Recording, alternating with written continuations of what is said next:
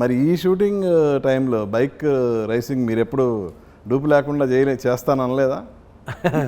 అంత రిస్క్ విషయాలు నాకు రాలేదా? బట్ చేసిన వరకు నేను చేశాను. ఓకే. సో శేఖర్ తర్వాత మీరు హీరో స్ట్రైట్ సినిమా రాలా ఇప్పటివరకు? నియర్లీ 4 years అవుతుందా? అవ్వచ్చు. అవును, రాలేదు. అంటే ఆ తర్వాత కొన్ని బట్ ఓ సినిమా రెడీ అయిపోయింది. మగాడు 2 ఆల్మోస్ట్ కంప్లీట్ అయింది. అవును, 20% ఉంది, బ్యాలెన్స్ ఉంది.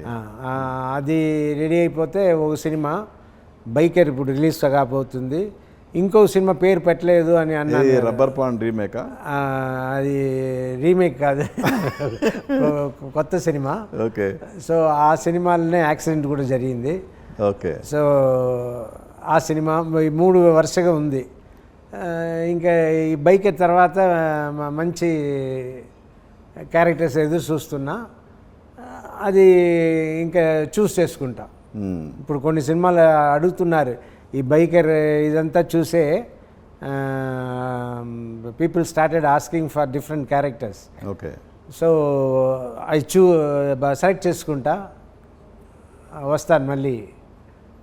సో అగైన్ మళ్ళా పాత రాజశేఖర్ని మేము చూడొచ్చు.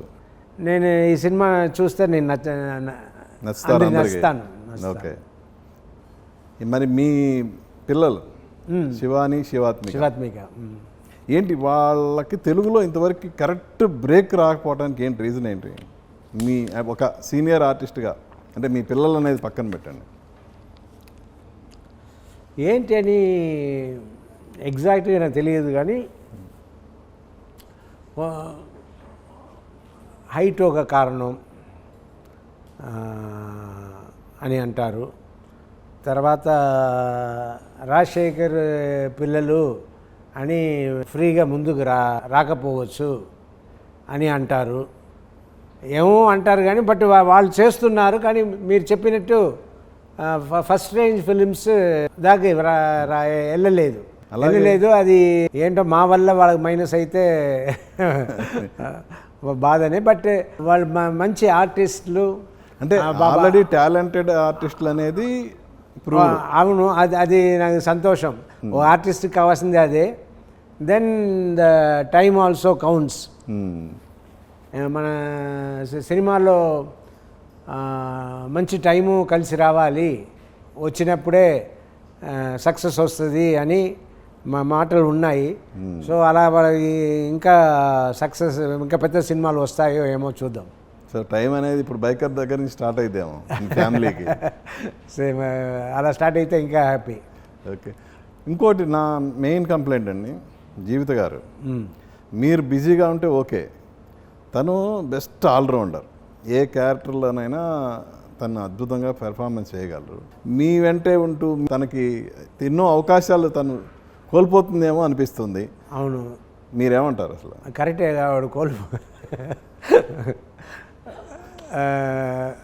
అన్నీ కోల్పోతుందే, కానీ దాని అంటే మా సెల్ఫిష్నెస్ మాకు ఇంపార్టెంట్, నాకు నా పిల్లలకి. సో మేము ముగ్గురు కలిసి అవి కోల్పోయినా పర్వాలేదు, దాన్ని వదిలేద్దాం, అది మనకే పని చేయని అన్నట్టు మేము డిసైడ్ చేసాం. అంటే మీరు డిసైడ్ చేశారా, ఆవిడ డిసైడ్ చేసుకుందా?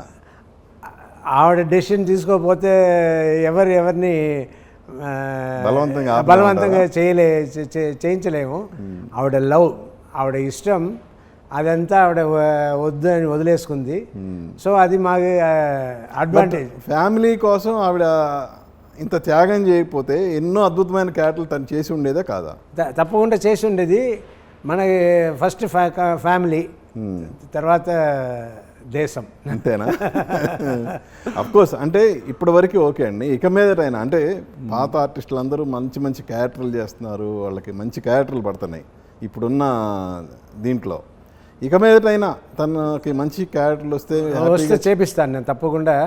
మంచి క్యారెక్టర్ పడితే మీరు చెప్పినట్టు ఎందుకు అట్లీస్ట్ ఇయర్లీ 1 or 2 ఫిలిమ్స్ అయినా చేసేలా చేపిద్దాం.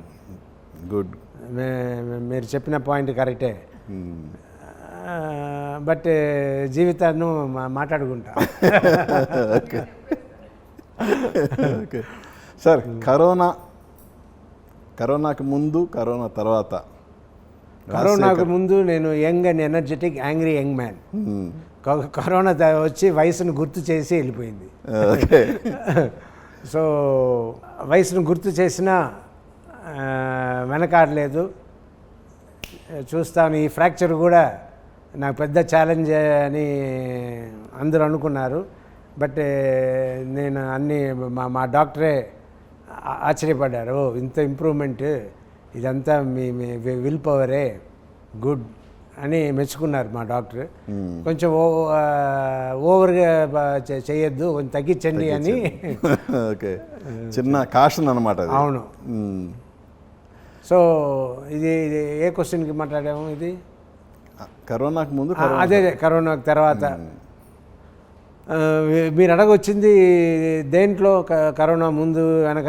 నేను కరోనా అంటే ఏమి మనసులో నాకు పడిందో అది చెప్పేశా.